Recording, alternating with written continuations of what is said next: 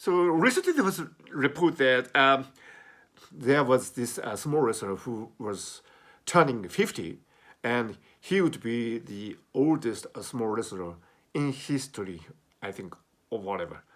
So it's an interesting fact that in the world of sumo, only 1 in 10 small wrestlers make it to judo. That is when they are called Sekitori, and when they become a respected small wrestler. Otherwise, you have to be an assistant to other senior small wrestler, unless you become a judo rank. But only 1 in 10 small wrestlers make it to that level.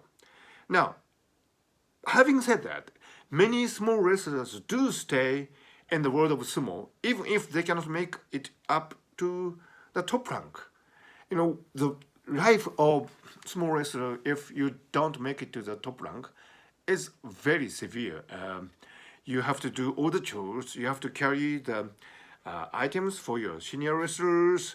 Your boot occurs only once in every 2 days. So so the grand sumo tournament is for 15 days. But if you do not make it to the Sekitori rank, you can do the sumo match only once every 2 days.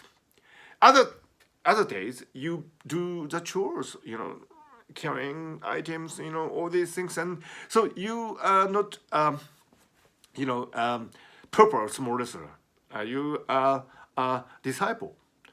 So the really interesting fact is that, as this news report suggested, that you can be 50, and yet you can remain in this, underclass section.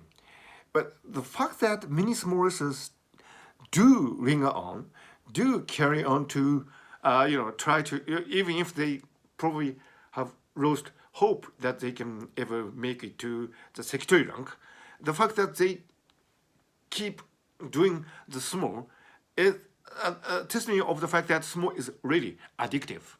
If you have ever been to the Ryogoku Kokugikan, that's where the Grand Sumo tournament occurs in the heart of Tokyo, you would see that sumo is not just two fat men bumping into each other. Well, actually, you do have that.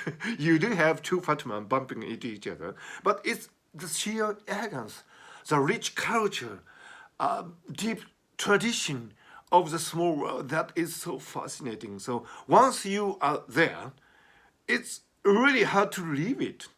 And so as long as you can stay there, even as an underdog small wrestler, it's so fascinating. It's so enchanting. It's so addictive. That's why I think, although economically it's really severe, you have to live with other small wrestlers in the small stable, and you cannot make a decent living. Probably you cannot have a girlfriend, or you cannot have a family. But even if you are living under this hardship, the world of the sumo is so attractive. So you try to stay on as long as you can. So this is, I think, something wonderful about the sumo world. As I said, it's not just about two fat men bumping into each other. You do have that, but it's something much, much more than that.